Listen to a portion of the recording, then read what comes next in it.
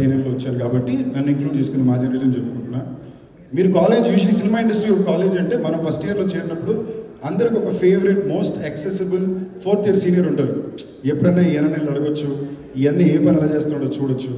అలాగా నాకు నా సెట్లో ఉన్న వాళ్ళందరికీ కూడా ఎప్పుడూ కార్తీ అన్న అవైలబుల్గా ఉన్నాడు. చాలా ఫ్రెండ్లీగా రీచ్ అవుట్ అయ్యాడు.